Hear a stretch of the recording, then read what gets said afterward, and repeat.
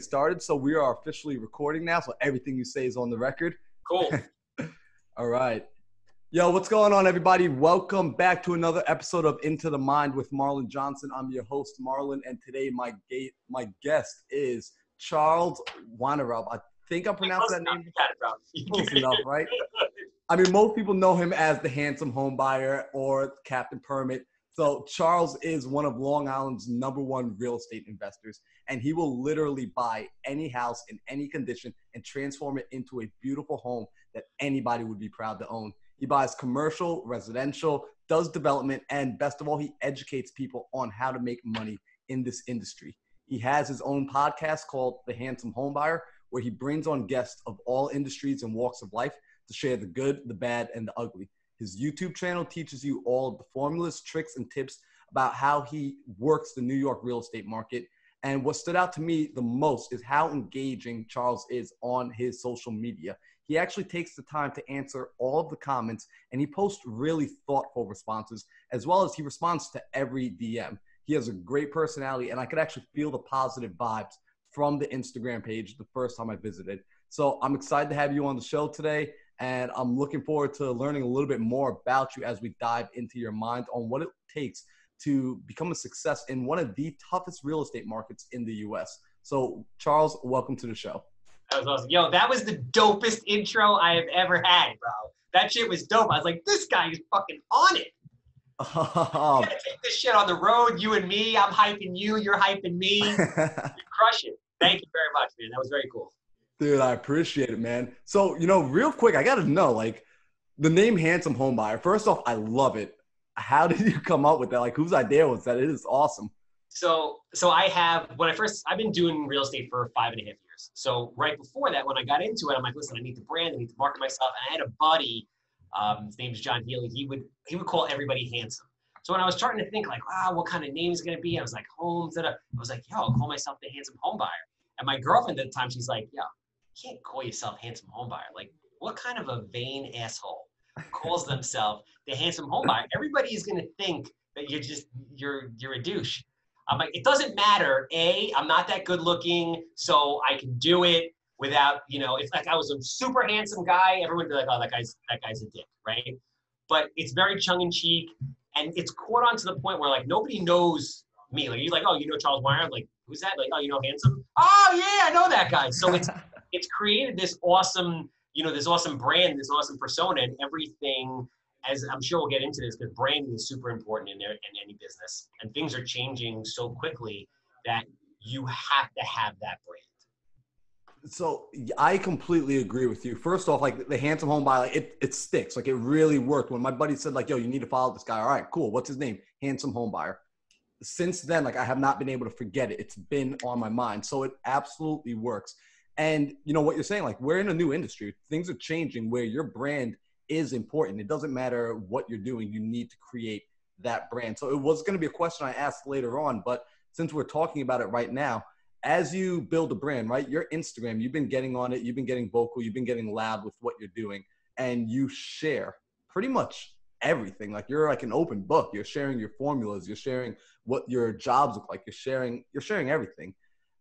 Does that not scare you? I know a lot of people feel that, hey, like if I'm telling everyone my secrets, how am I supposed to win? Like, so what's going on with that? I mean, that's conventional thinking, and conventional thinking is wrong. So first of all, I understand what that does on a psychological perspective, because I understand human behavior pretty well. But yeah, the reason why I do it is pure. Once you have a certain amount of money, it's like, bro, how much money do you need? Like, how many cars do you need? Do you need like watches and bullshit? Like, how much stuff do you really need? And then why are you doing what you do? I always tell people, like right now, I'm wearing probably like $40 worth of clothes. I'm just a simple guy. I like to build. I like the game. I like the challenges. And I really like to help people and leave an impact and make an impact, right? So I put that stuff out there to genuinely help people. In the back of my mind, though, also, I'm very conscious of the fact that the more people you help, I had heard this saying a long time ago, which is if you want to be rich, start thinking about ways you can make other people rich. So the more people you help, just inevitably, the more successful you will be for a number of different reasons. And I'll cite some examples of things that were happening recently. because the brand building thing via social media, I only really started doing a year ago. But your network is the most important thing. None of us can do anything by ourselves, right? There's no such thing as self-made anything. Would you agree with that? Absolutely.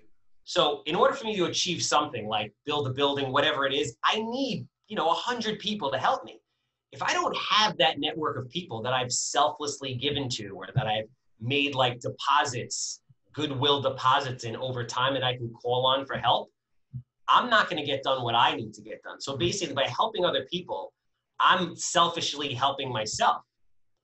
And through that process of just helping people, just so much comes back to you. I'll give you an example. So I got a buddy, Dan O'Neill, powerhouse realtor, unbelievable kid. And I love hanging out with, how old are you?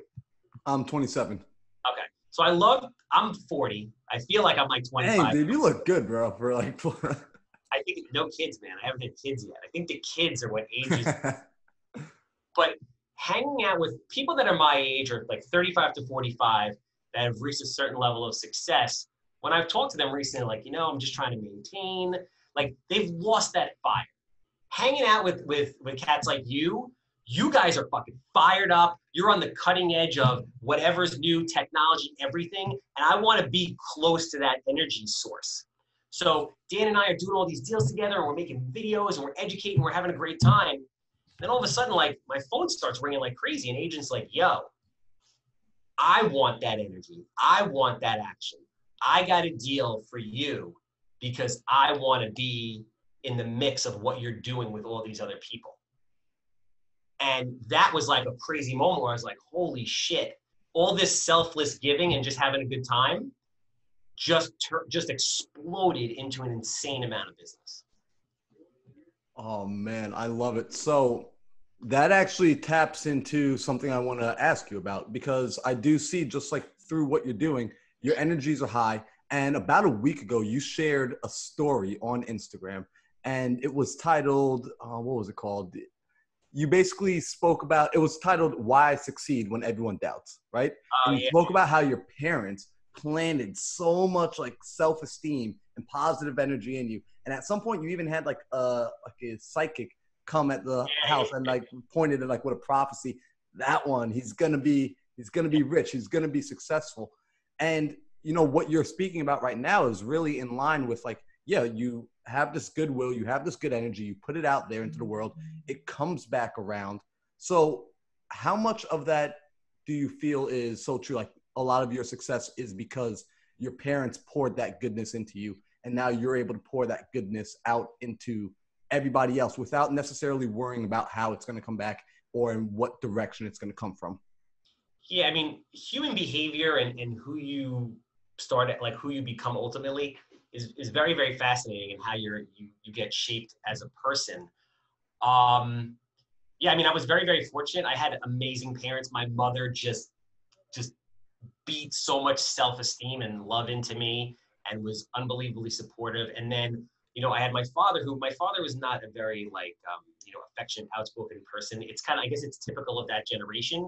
He's 68 years old. That generation they were very like machista.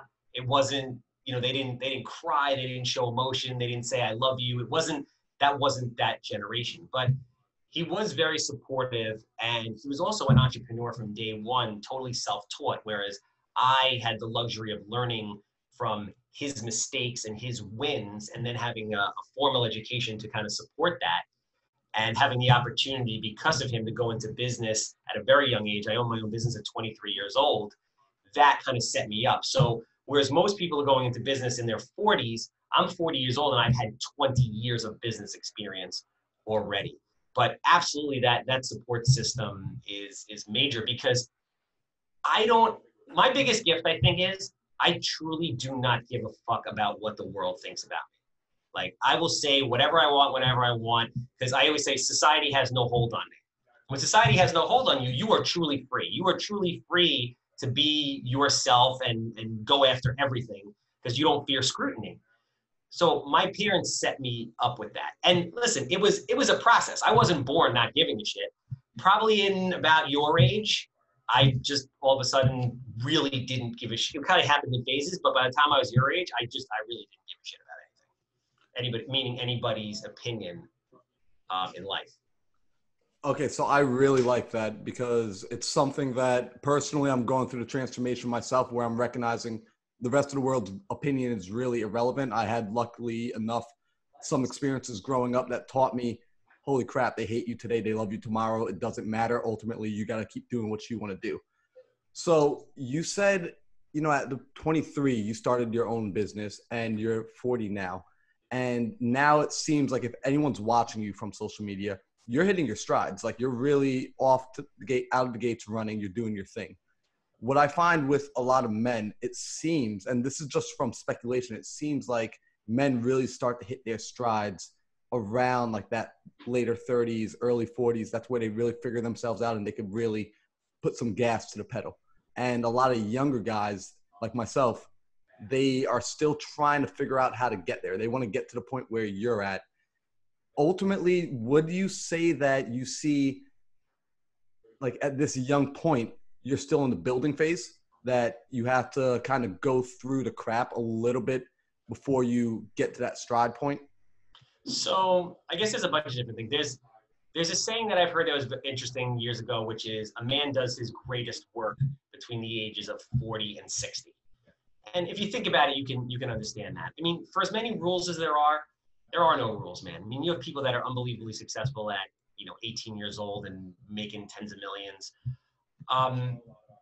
The reason why it takes most people a little bit longer is obviously experience and learning. And it takes time to learn from past experiences in order to be better going forward. Some people innately understand certain parts of business or whatever it is they want to be great at quicker. And then others, it takes more time. I mean, and it's all over the board. You have people like, Mark Zuckerberg, who was in college and just blew up. Then you have, Colonel Sanders, who launched KFC at 65 years old. So it's, there's really no time frame. For me, I'm always hitting my stride, but never hitting my stride. Something I realized recently was, bro, it never ends. The game never ends. There's never that level. Like I used to say, yo, if I got to this point, I'll be cool. Like my original goal was marriage, retirement, and kids at 40 to like a hot 28-year-old. And then I'd be like, I'm good. But no, and then it's like, oh, I want to be in real estate development. And then it's like, oh, I want to be, have a private equity fund. It's okay. When I have a private equity fund, is that going to be enough? No, it's never enough because of the way that I'm wired. So you kind of have to look at yourself and be very honest and say, how are you wired and what makes you happy, and just be you in order to be happy. Man, that was a perfect answer. Seriously, I appreciate that because I think for myself, I know I like to hear that because that's the way my brain thinks. So it's reassuring to hear it from someone outside of me. And then also for individuals that listen to this podcast, my audience, a lot of them are younger and I want them to be able to know, like, first off, this is a forever journey. Like You're going to get to the top of the mountain only to realize there's another mountain out there that you actually want to climb more than the one you're standing on right now. Yeah. So thank you for that. Now, speaking of climbing these mountains, right? You're not doing it alone, right? You have a team, you build a team, you get the right people around you. What is your process for figuring out who you're going to bring around you? I know earlier you just said you're looking to be around those young guys who supply that energy. What else are you looking for when bringing people into your power team? So when you mean that from the standpoint of like people who I employ or just people I want to be around in general? So both, actually. Let's tap into first who you employ, so who you bring into your business to work for you. And then let's talk about who you bring in as people you would potentially want to partner with and who you want to build with. Okay. So I guess they're sort of one and the same. I'm a very big energy person, and I've learned to like really kind of trust my gut with stuff. So I want to be kind of surrounded by this intense ball of positivity and positive energy at all times. So when I meet you, I feel that. The moment I feel, and I will selflessly give to you out of the gate, the moment I feel that there is some negativity there or jealousy there or anything that doesn't vibe with my like extreme positivity, I cut you. Like that's it. Boom. Done. Like straight Scorpio style, you're out. I won't be nasty, nothing like that. Or if you've done something that's screwed up, I will tell you. But I can't be around people like that. So even on, and people might criticize me for this on Instagram, a lot of positivity on Instagram. Every once in a while, I will just get some crazy asshole that will just go ham and say something super nasty for no reason. If it's like super nasty, I don't respond. I just block that dude. I'm just like, because I don't want that negativity. Some people be like, just let him hate. I'm like, I don't care that he's hating, but I don't want your negativity around me. Like, I don't want that in my sphere because it fucks with me mentally. Dude, I love it, man. I agree. I'm the same way. And I'm happy to hear you're a grown man. Like, you're someone that like people can look up to. And a lot of grown men don't talk about this kind of stuff. A lot of like to hear guys say energy, positivity, like it's not commonplace. And it hasn't been for a long time. Now things are starting to change and shift. But, like our parents' generation, your parents, like you spoke about your father, he wasn't necessarily the most affectionate. They didn't really show the emotional side of them. And personally, I find that the emotional side of us, that energetic side of us, is the more positive, powerful side that creates. That's our creative side. That's what allows you to do all the amazing things that happen. So I'm happy to hear you say that one of the biggest things for you is that positive bubble. So even as you bring in employees, I imagine they have to fit that culture. They have to, before they even show the skill set, they have to vibe with you first. Yeah, they have to vibe with it. Also, that like intense ball of positivity that just keeps trucking down the road, accomplishing things, is also something that attracts talent. So people want to be around that. When you're hiring people, yeah, money's important because people need to survive, they have families, whatever. But money can't be everything, because if somebody's unhappy, it doesn't really matter how much money you're paying them. They're going to want to leave. And you just can't pay people infinite amounts of money. There's a certain, cap on every type of position out there for the most part. So once you've reached that point, what else is there? It has to be more. So, you have to, do things with employees, engage them, help them better themselves. Like I always say, one of my philosophies with employees is you need to educate and train and develop your employees to the point where they can leave you. I did a video about that. People are like, yo, you're freaking nuts. I'm like, bro, everybody has a right to dream and grow. Some people want to work for somebody forever. That's the way they're wired. And that's great. And that's cool. But some people aren't. And it's your job as an employer to help train them to get to the point where they can do their own thing. And that's cool, because while they were working with you, they helped you achieve your dreams. And you just need to have systems in place to be able to replace those people, because that's what happens. People come and go, and that's not a bad thing. Absolutely. I mean, when you say that, whenever I look at an employee-employer relationship, I think of just like a personal, intimate relationship. What makes the relationship so good is that person actually has the freedom to get up and leave whenever they want, but they choose not to. So you, as a good employer, you're giving your employees all the skills, all the opportunities to get up and walk away from you. They choose not to, and that makes that bond that much greater. So let me ask you, you spoke on another Instagram video that you made about why everybody should have a podcast. And I have to agree. Obviously, I'm biased because we're here on my podcast right now. But you spoke about no matter who you are, what you do, what industry you're in, you should have a podcast. And ultimately, it provides so much opportunity in the sense of you and I, we're now connecting and we're now able to have frank, open conversation because of this platform that I created that allows guests to come on and share their thoughts, share what's happening. So could you dive in a little bit deeper about how and why people should have a podcast? And also for somebody with the mindset of, well, I haven't gotten myself to that point yet where I can reach out and get the sort of guest I want on my podcast yet. What would you say to those individuals who think that maybe I'm not there yet to bring on the guests that I want to have? I mean, I'll address that and then I'll take it back. So for those people, you're full of shit. That's an excuse, right? But let's go back. I mean, everything is always the same. Like, things are always the same, just the methods are different. So what do I mean like that by that? Brand building, marketing, advertising, and sales have been around forever. The mediums in which they're delivered just change over time, right? So it was print, it was radio, it was TV, now it's the internet. The cool thing about the internet is it gives you the ability to build a massive brand for little to no money and to start out, very quickly and easily like we're doing here. A podcast is just an awesome, and in order to build that brand, you need to be in people's faces. Back in the day when I was a kid, when we were kids, it was TV. You know, everybody's advertising on TV. It's Super Bowl. It's all this stuff, right? Companies are paying big money to be there, to be in front of people, because people don't realize they need you until they actually need you. So they could see you 4 million times until like, oh, here's the handsome home buyer, handsome home buyer. You know what? I'm ready to sell my house. Oh yeah, there's the handsome home buyer. But they've seen me a million times already. People are spending their time on social media platforms, and that's what it comes down to. So marketing, branding, everything is the same. You just have to be in the right place, and right now the right place is online. Podcasts are amazing because it allows you, for literally nothing, you can just use your phone to meet very cool people, get exposure, and produce content to be in front of people to further whatever cause you want, whether that be saving the manatees, you know, or selling houses or wholesaling stuff in Milwaukee, Wisconsin. You know what I mean?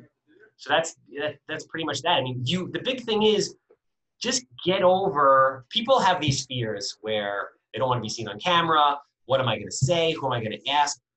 I started the podcast with like, all right, this is cool. I just want to do this and see what happens. But it's enabled me to meet very, very cool people like you. I would have never met you otherwise. And I hope that we stay connected in one way, shape, or form forever. And I hope that we help each other. You know that I'm always here to help you. And I feel like you'd be there to help me if I needed you. And that kind of thing just grows the ecosystem, grows our current businesses, our future businesses, just keeps the positive vibe going. You know what I mean? Absolutely. So, and that's funny because I like that you're saying this, you know, especially being New Yorkers, right? New York is known notoriously for being dog eat dog, right? Yeah. Everyone thinks in New York, they're like, oh man, that guy's trying to screw you over. That guy's trying to scam you, that, this, and the third. And I personally believe in collaboration. I know that you believe 100%. in collaboration. And like right here, this is collaboration as far as I'm concerned already. You know, you're able to get in front of my audience and you're providing me with value because you're giving wisdom to the people that I care about. And I'm able to put you in front of new people. So collaboration is key. How do you go about, I guess, like breaking that myth that you can't collaborate with people that are supposed to be your competition? Because I think that's where everyone gets caught up with that. You know, I call it the abundance mindset versus the scarcity mindset. Yeah, I don't believe that there's any competition. I mean, we live in a world where there's infinite possibility. And there's so much potential business that you building the biggest machine out there, you can't possibly do it all.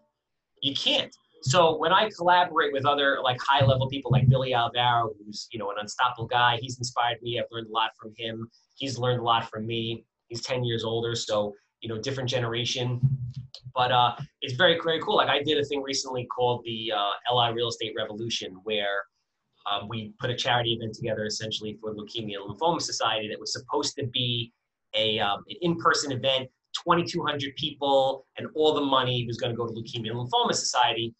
And COVID hit, so we had to do it virtually. But essentially, I brought together the top 9 real estate investors on Long Island in all walks of life. And Billy was one of them, and he basically does, you know, what I do to a certain extent.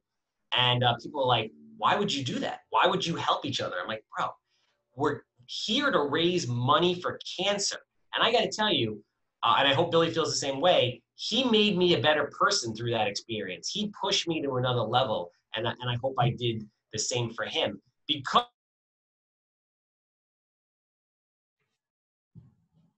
of him, I'm now better and more just from hearing from him. And I'm sure he's doing that same thing for me. No, I absolutely love it. That's the thing, like iron sharpens iron. And if we all grow, like the saying, the rising tide raises all ships.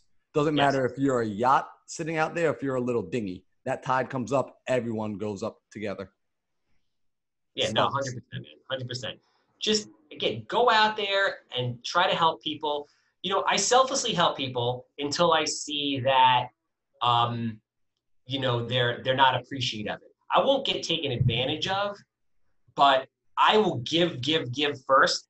And it's a very, very, I mean, listen, people are inherently good, even in New York. It's very, very rare that, you know, somebody will really screw me over and be a shitty person. But for that like 0.0001% of the time, I'm willing to to take the risk and be good to everybody. You know what? I'm really happy to hear you say that, because that's something that I personally have struggled with convincing my family, which is I love people, right? I think most people, 99% of people are good. Like there's goodness in them. Maybe they're just caught up in the situation, but ultimately at the core, at the roots, most people are good. A majority of people are good. So I trust people. I haven't really been screwed over pretty much ever. And I'm proud to say that. And I don't think it's bragging. I think it's just a matter of fact. I've met a lot of amazing, interesting people, traveled this world and all that good stuff. With that being said, I find that a lot of people still have it in their mind that, you know what, I still have to be guarded because someone's going to screw me over. And because they come with that thought process, they make that reality true for themselves. So is that something that you found? Because I noticed that you said that before somewhere else, where you pretty much said like, yeah, most people are actually pretty good. And you just said that you do give people that opportunity to screw you over. And a lot of people are like, well, I'm never going to give the person the opportunity to screw me over. But if you're not going to give them the opportunity to do that, you're not giving them the opportunity to prove that they won't screw you over, if that makes any sense. No, of course. I mean, my biggest thing is what I always felt was, in breakups and life and relationships, you are who you are. Be who you are. Be true to yourself. And obviously, every situation and experience impacts you to a certain way, but don't let it change you for the negative, because then the person that did that to you, you're giving them so much power. You know what I mean? Like if you get screwed over by somebody, should you not trust everybody else the rest of your life, which is essentially just harming you and giving that person so much power? No, just keep trucking along, being who you are, and everything will work out for you. Again, there's, like you said it perfectly, people are inherently good. And another thing to touch on with the parents thing, because I've experienced this with my parents. I don't know if you've experienced it yet because you're like kind of at a middle age, but there's a certain, we all grow up thinking our parents are, they're our heroes, they're untouchable, they know everything, and they're absolutely perfect. And you come to like a point in your life where you realize that your parents' reality is not your reality, and that's okay. And they're not perfect, and they did the best that they can. But now it's your time in your world with your personality and your views that they help shape to go on your own path. And they might not agree with your path, and that's okay. But you can't allow, their opinions and views to deter you from something that you feel is the right thing to do or the right path to take. Absolutely. I love it. So now, question, when you're embarking on something brand new, right? I'm sure that there's got to be some sort of emotions of like, all right, I'm unsure, I'm afraid, I haven't done this before, and I don't actually know how it's going to get done. But I'm committing to the process anyway. How do you get yourself over that hump of like saying pretty much like, oh, I have no clue how I'm going to do this, but I know it's going to get done? What's that look like for yourself when you're embarking on that brand new first time endeavor? That's to me, there's no nerves there. That's excitement. Like I get jazzed up about that shit because that's like, that's how I'm wired. I need action. I need constant stimulation. I need constant change. And I always need to be getting to the next level of something. And I enjoy the process of getting there. Very important for people to be attached to the process, not to the outcome, because the process takes a long time. So if you're not happy, like being in that grind every day, being uncomfortable, figuring it out and playing that chess match, you're not going to be successful, because to your point at the very beginning, those glorious Instagram moments, before that came years, sometimes decades of just absolute miserably hardworking struggle. So I love that, but I always do certain things. And once you understand the process of being successful, you can apply that to anything, which is you always need to go and get educated, my opinion. You go out, before I ever flipped a house, I spent like 3 years training with different mentors to really understand. And then it took me an entire year to get my first deal. And then I just took off and ran. Now, you're not going to learn everything through education, but you're going to prepare enough that you're not going to get hurt. And then when you jump in, you're going to start to learn even more in the real world. And then education is just is a forever thing. You know, I went out, I remember my second year full time, I flipped 67 houses, and I turned around and registered to go to NYU's master program in real estate development. And I went back to school, spent $100,000 to go to NYU for 2 years and a semester to then get to the next level. People be like, even people in my family are like, bro, you just fucking flipped 67 houses in New York. What are you doing going back to school? You know, if you were really successful and this wasn't a bunch of bullshit, you wouldn't need to go back to school. But like they didn't get it, man. They didn't get it. It never ends. Oh man, I'm so happy to hear you say that. That's cool.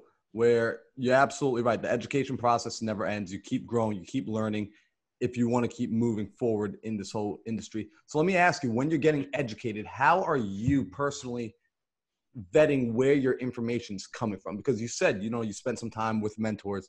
How are you choosing? I want like your honest answer, because there's so many young guys. I personally think every young kid, pretty much every guy is like out there searching for their sensei, right? We all are looking for our Yoda. Like we want someone to take us under their wing and show us the way. So how are you picking who your mentor is? Because it's very easy to just like kind of grab someone on Instagram, YouTube, Facebook, wherever, and be like, all right, cool, that's going to be my mentor. But maybe that's not the right mentor for you. Yeah, I mean, everybody's path to that is different. And again, I go back to a lot of it is feeling. Everything is really everything should really be gut with people. So with something like this, if you feel like somebody's a good person, you know, then go with it. See what happens. If you don't, then usually like trust your gut and go the other way. I read Rich Dad Poor Dad when I was 27, and that's when I decided I want to be a professional investor. I then ended up going to NYU to take a one-day intensive class on foreclosures, because at the time, when you get into real estate investing, everybody thinks that banks are just giving houses away for free, and that, you know, that's what I should learn about. But during that class, I took that and I took like a 5-day intensive that had like 7 different teachers. And at that moment, this was before I really started training for fix and flip and single family. I knew at that moment, I'm like, listen, I'm not ready, but I have to come back here, because I can feel that the level of people that are teaching and at this school are the best of the best in the world. And if I want to be the best of the best, I need to be surrounded by the best of the best. So what this woman said in the REO class was, go and join the local RIAs, you know, real estate investment associations. They have them all over the country. They have multiple ones on Long Island. So I joined the East Coast RIA, which meets in Levittown once a month. And I went there and I met my mentor, who's kind of like a second father to me at this point. His name is Carl Chabon. So I met Carl, and he's like just a saint of a human being. And you could feel that very quickly. And he gives you a free introductory coaching call. And I spent that call with him, and I really hammered it, like really interviewed him on all the points and things. And I love what he had to say. And I paid him to train me for 2 or 3 years. Now, all the people in my circle were like, yeah, if this guy was really good at what he was doing, he would be doing it. He wouldn't be charging you. Now, Carl is not expensive for what he does. I'm not saying go out there and, you know, buy a Fortune Builders program for $50,000 or $60,000, although I'm sure there's a lot of good points in there that you can run with. He's very inexpensive for what it is. But his passion is helping people. But he also needs to live. So just because he knows everything there is to know about fix and flip and single family rentals and multifamily apartments, etc., doesn't mean that he wants to do that all the time. He's reached a certain level of success where he wants to give back. So I felt he was the right person, and ultimately he was. So don't be afraid to pay people. You know, don't be afraid to, you know, go out there on a limb. You can always kind of scale back and change your mind. But understand also, when you find somebody, it's really an investment in time. You're not going to be successful like right away. It takes time, bro. It takes 3 to 5 years to start to build any kind of business at all. So you got to be like willing to dedicate that. But to answer your question in a roundabout way, it's just a feeling. Be intelligent, research, ask questions to these people that, you know, be prepared, put a list together, ask them questions, talk to them about what they've done, ask them what they're good at, what they're bad at, Ask for referrals. Talk to other students or other people that they've worked at. Look online, see what kind of reviews they have. And then based on all those things together, you get a feeling and you go with it. And listen, if you train with somebody and you spend some money and it doesn't work, who gives a shit? Find somebody else, work with them. Just keep moving. It's very important to be always moving to go achieve your goal, because when you don't move, nothing happens at all. Being stagnant is a terrible thing. I absolutely love it. So I know you got to go soon. So I have two final questions for you. And these are the two questions I ask everybody at the end of every episode. First question, can you give two of your favorite books that have had the most just eye-opening experiences for you, things that really were paradigm shifts for you that you would just recommend across the board? And it could be in any genre, but just two of those books that really made that shift. Okay, Good to Great was a really good one. What is it called? The E-Myth Revisited was very interesting. So I owned the Mako Body Shop franchise at the time. And the E-Myth is essentially a book that teaches you about the different sides of your personality in business. There's the worker mentality, the entrepreneur mentality, and the management mentality. And it talks about making your business franchisable in the sense that you use standard operating procedure to write manuals and then replace yourself in order to elevate yourself to the level of entrepreneur where you're not actively working in your business, you're working on your business. So that was very cool, because while owning a franchise, I got to see and understand at a higher level how the franchise was built, why they put it together, and what systems ultimately worked or didn't. So that is something I would recommend everybody read, regardless of what business you're going to be in. Absolutely. I picked up the E-Myth as well, and definitely eye-opening, game changer, and it helps you just go in the right direction, because putting in a lot of work is not necessarily the secret to being good. You got to be putting that work into the right places. You got to be working smart, and then you can work hard. So Absolutely. Second question, and this one is my absolute favorite.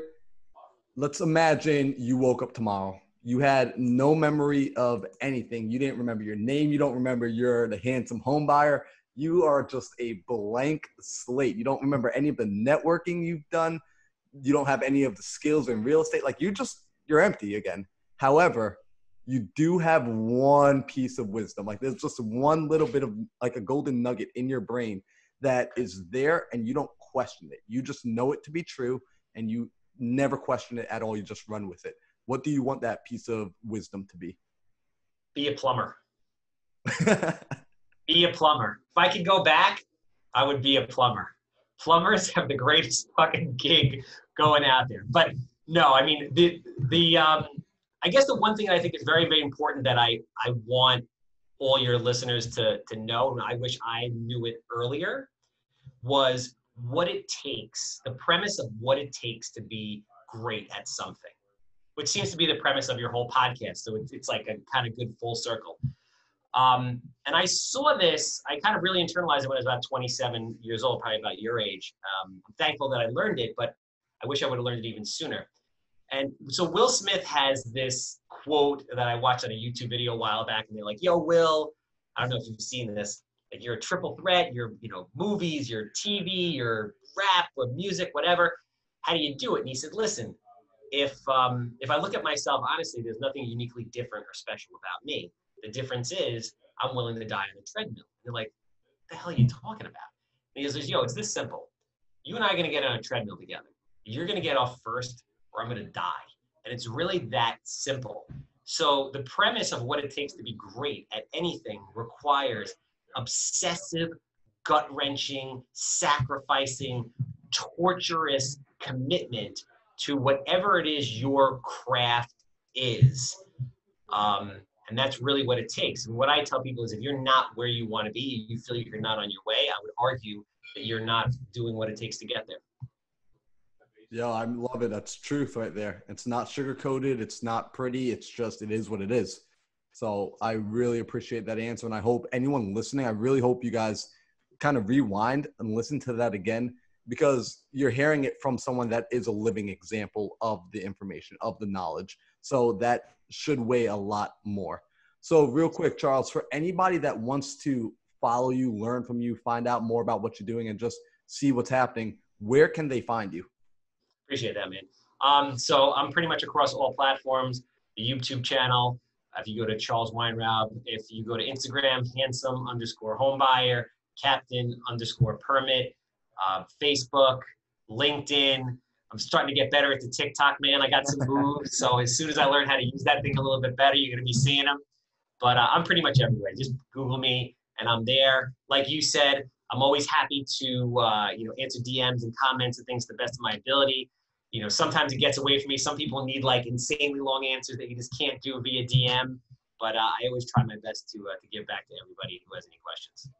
Awesome. So guys, I'm going to put that link down below so you'll easily be able to go click on that, go find him on social media, give him a follow. The free content that he's putting out there, it's insanely valuable. He breaks down this real estate business so that anybody can have an understanding. And he's just an all-around awesome guy. You heard it. Like, he keeps that positive energy up. He keeps positive people around, so you can trust anything that's coming from him, as well as the people that he brings on and presents to you. You know that they're good. And you guys know me. I only interact with quality people. So I'm telling you, this guy, he's got the juice. Like, I'm feeling the vibes. He's got the juice. So Charles, thank you so much for coming on the show today. I really appreciate you, man. My pleasure, man. Thank you. I appreciate you. I appreciate that intro. That was awesome. And, I'm always here for you if you ever need anything. Absolutely.